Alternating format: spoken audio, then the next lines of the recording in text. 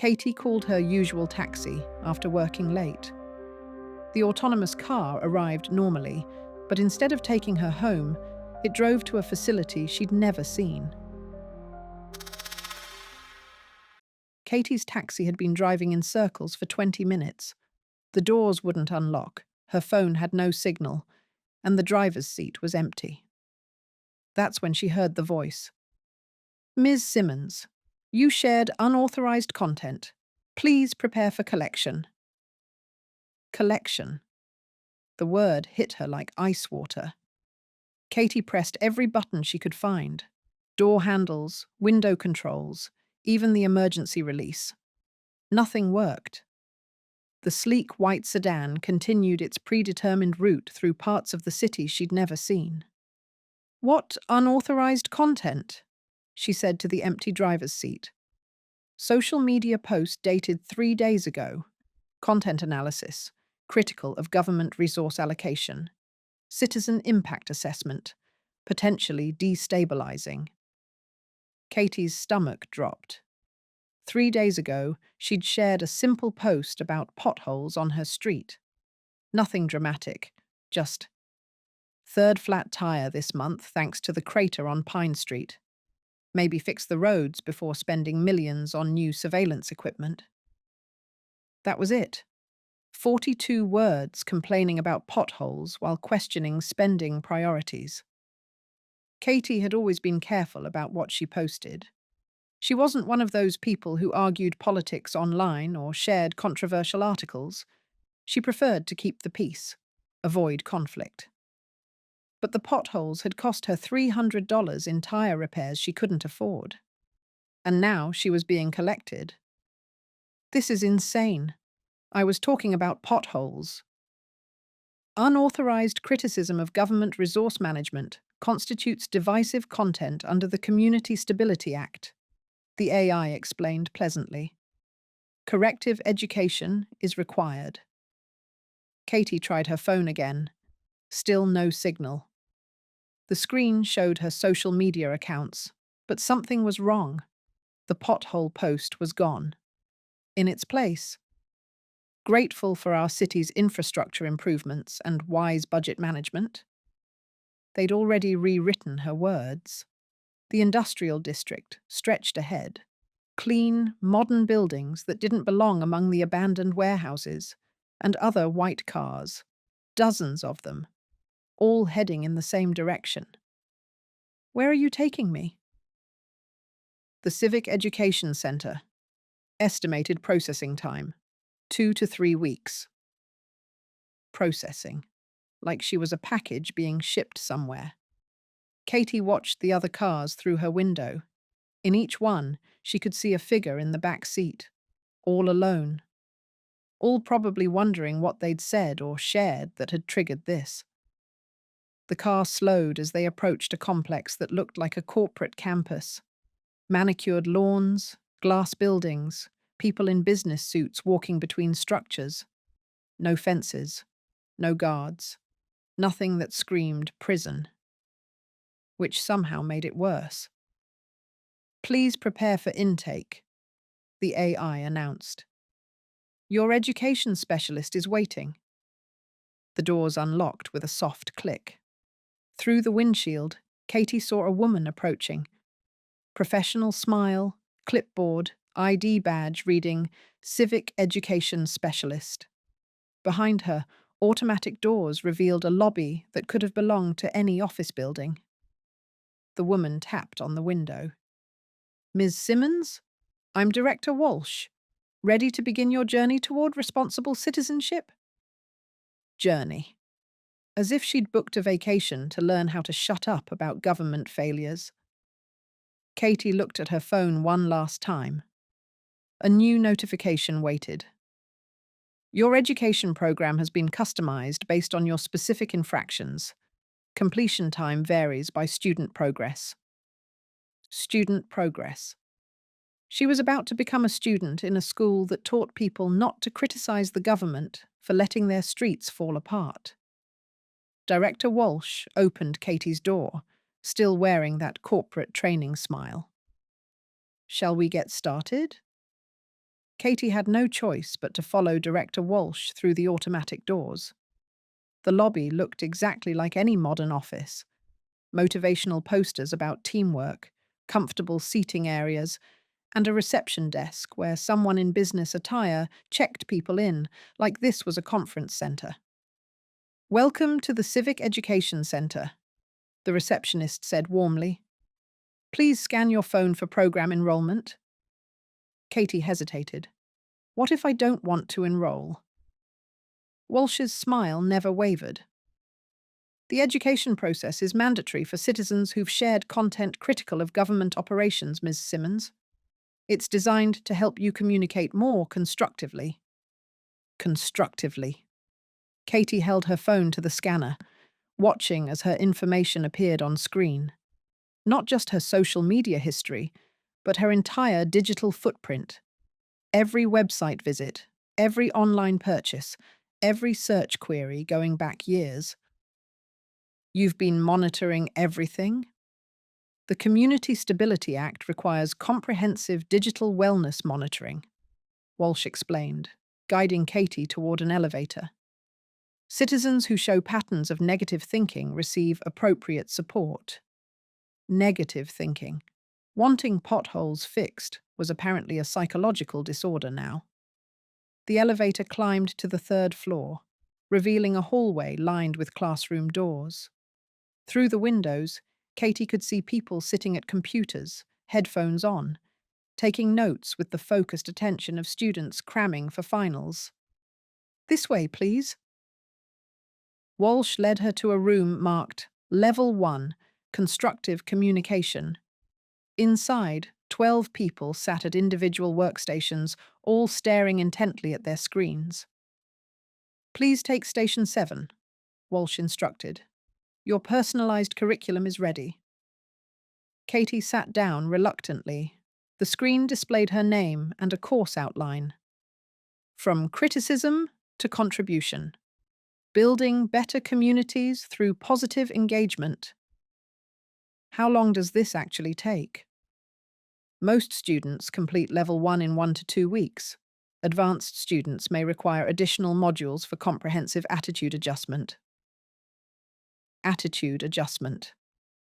Katie looked around at the other students. A man in his 50s typed furiously at his keyboard. A young woman about Katie's age sat perfectly still, staring at her screen with glassy eyes. What happens if someone doesn't complete the program? Walsh's expression remained pleasant, but her tone shifted slightly. Why wouldn't they? Everyone benefits from learning to communicate more positively about government services. The screen activated automatically. A cheerful narrator began. "Welcome to your civic education journey. Today we'll explore why criticism without solutions can harm community morale."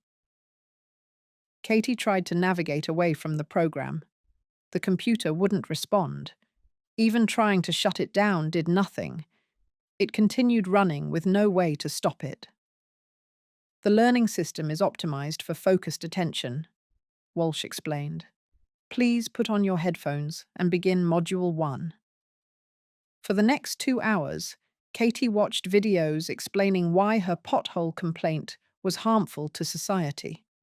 According to the program, her post had promoted negativity about infrastructure management and failed to acknowledge budget constraints and competing priorities. The narrator's voice was hypnotically calm. "Effective citizens offer solutions, not complaints. Consider how your words affect community confidence in local leadership." Katie found herself nodding along, despite trying to resist. The arguments seemed so reasonable when presented this way. Maybe she had been too quick to criticize without understanding the full picture. During the first break, Katie felt like her brain was wrapped in cotton. The constant stream of reasonable-sounding explanations was exhausting to resist. "How are you feeling?" Walsh checked in during the break. "Tired." "That's completely normal. Learning new communication patterns requires mental energy. You're doing great." Back to the screen. More videos. More explanations about why criticism damaged democracy. By lunch, Katie's head was pounding. The cafeteria felt like an office break room. Katie sat next to the man she'd seen typing earlier. "What did you post?" she whispered. "Complained about the library closing early on weekends," he whispered back. Apparently that was undermining confidence in cultural resource allocation. His voice sounded flat, defeated. "Been here 3 weeks. 3 weeks for complaining about library hours?" They keep adding modules, started with basic communication, then moved to advanced civic responsibility. Now I'm in supplemental community leadership training. He rubbed his eyes. The scary part is, it's starting to make sense. Katie stared at him.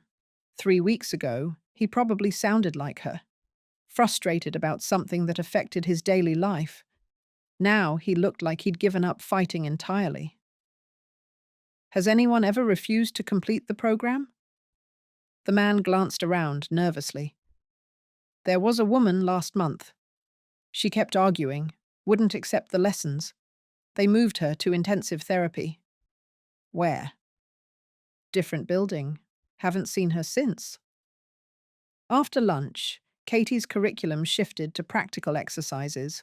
She was required to rewrite her original pothole post using constructive communication principles. Her first attempt, "Pine Street needs pothole repairs for driver safety," was rejected as still implying government inadequacy. Her second, "Looking forward to future Pine Street improvements," was marked as better but lacking appreciation for current services. Her final approved version, "Grateful for our city's ongoing infrastructure maintenance and the difficult decisions our leaders make with limited resources." "Excellent progress," Walsh said, reviewing the revision. "You're learning to think before posting." By the end of day 1, Katie felt mentally drained. The constant correction, the gentle but persistent pressure to reframe every thought in positive terms, the inability to express genuine frustration about anything. That evening, she was transported to a dormitory facility. Clean rooms, nutritious meals, exercise time. Everything designed to seem reasonable and caring rather than imprisoning. Her roommate was Sarah, a teacher who'd posted about outdated textbooks in her classroom. "How long have you been here?" Katie asked. 2 months. They said I needed advanced training before returning to the classroom." Sarah's voice carried that same flat tone Katie had heard from the library complainer. "It's really opened my eyes to how my negativity was affecting my students." Katie stared at her roommate. 2 months of education had transformed someone who cared about children's learning into someone who sounded like a government press release. "Sarah, do you really believe that complaining about textbooks was wrong?" "Of course. Why would I undermine public confidence in our education system? The administration is doing their best with available resources." Sarah said it with complete sincerity. No hint of doubt or resentment. She'd been completely converted. That night, Katie lay awake thinking about her pothole post. After just one day of education, she was already second-guessing whether she'd been too harsh. Maybe the city was doing their best. Maybe she should have been more grateful. Her phone buzzed with a notification. Day 1. Assessment. Satisfactory progress toward constructive communication. Continue focusing on positive community engagement. Day 1. Of how many? Katie closed her eyes and tried to remember why she'd complained about the potholes in the first place. 3 flat tires had cost her nearly $400. Money she didn't have. The frustration had been real. But maybe that frustration was the problem. Maybe she needed to learn to accept things as they were, instead of always wanting them to be better. The thought scared her because it felt so reasonable. Day 2 brought more videos, more exercises, more gentle correction of her thinking patterns.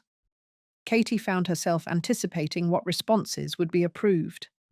It was easier to give them what they wanted than to fight and feel constantly wrong. It reminded her of being in high school, learning to navigate social dynamics by saying what teachers wanted to hear. She'd always been good at that, good at adapting. Day 3, she helped another student rewrite a complaint about bus schedules. Day 4, she volunteered to review new posts for negative language. By day 7, Katie was helping other students revise their problematic content. She'd become genuinely good at spotting harmful criticism and turning it into constructive feedback. "You're one of our fastest learners," Walsh told her during a progress review. "Have you considered staying on as a peer mentor?" The idea appealed to Katie. Help other people learn to communicate better. Guide them away from the destructive thinking that had gotten them all here in the first place. "I'd like that," Katie heard herself say. Day 10 brought advanced modules about media literacy and information verification. Katie learned to identify subtle bias in news articles, to spot loaded language that promoted distrust of institutions. She'd never realized how much negativity she'd been consuming, how it had shaped her worldview, made her suspicious of authority, quick to assume the worst about government decisions. Day 12, Katie was reviewing social media posts from new arrivals. She flagged 17 posts as potentially divisive, including one about emergency response times that felt too critical of city services. Day 15, she genuinely believed that criticism without solutions was harmful to democracy. The transformation hadn't felt sudden. Each day built on the last. Each lesson slightly shifting her perspective until her old way of thinking seemed foreign and destructive. Walsh called her into the office on day 18. "Katie, your progress has been remarkable. We're ready to discuss your return to the community." "Already?" "You've demonstrated complete internalization of constructive communication principles. Plus, you've shown natural leadership in helping other students." Walsh smiled. "We'd like you to continue as a volunteer community educator." Community educator. Katie felt a surge of pride. She could help other people avoid the negativity trap she'd fallen into. What would that involve? Monitor local social media for concerning content. Provide gentle guidance to citizens before their communication patterns become problematic. Prevent others from needing the full education program. It made perfect sense. Early intervention would help people before they got completely lost in destructive thinking. I'd be honored. The taxi that took her home 3 weeks after her arrival looked exactly like the one that had collected her. But this time, Katie appreciated its efficiency and the government's investment in public transportation. Her friends were thrilled to see her back, though they mentioned she seemed different, more thoughtful about what she said, more supportive of local policies, less likely to complain about anything. "Where were you for 3 weeks?" her friend Emma asked. "Taking a communication workshop," Katie replied honestly. "Really changed my perspective on civic engagement." Katie just smiled and posted a message thanking the city for their excellent infrastructure management services. Her first week back, she identified 12 social media posts that showed concerning negativity patterns. She reached out to each person privately, offering friendly suggestions for more constructive communication. Most people thanked her for the guidance. A few seemed resistant to her help. Those names went into her monthly report to the Civic Education Center. After all, some people needed more structured learning environments to overcome destructive thinking patterns. Katie was just helping them get the support they needed. The pothole on Pine Street was never fixed, but Katie drove around it now without a second thought, grateful for the privilege of navigating her city's carefully managed infrastructure. Sometimes she wondered what had happened to the person who used to get angry about things like that. The person who thought complaining about problems was helpful instead of harmful. But wondering felt negative, and negative thinking wasn't constructive.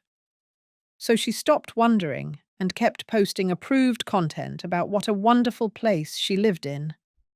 3 months later, Katie received a message from the city thanking her for her outstanding community education volunteer work. She'd helped identify 47 citizens who needed communication support. Each one had completed their education successfully. Each one was now contributing to a more positive, unified community. Katie felt especially proud of her most recent report. Her own mother had shared a post complaining about grocery prices, using language that clearly indicated distrust of economic policy. The post showed dangerous patterns of financial negativity that could spread to other citizens. It had been difficult to submit her mother's name, but Katie understood now that family relationships couldn't interfere with community well-being. Her mother would benefit from the same educational opportunities that had helped Katie become a better citizen. After all, effective citizens offer solutions, not complaints. And Katie had learned to be a very effective citizen. The story ends, but the system continues. This channel survives because of you. Like, subscribe, and share. The next transmission awaits on screen.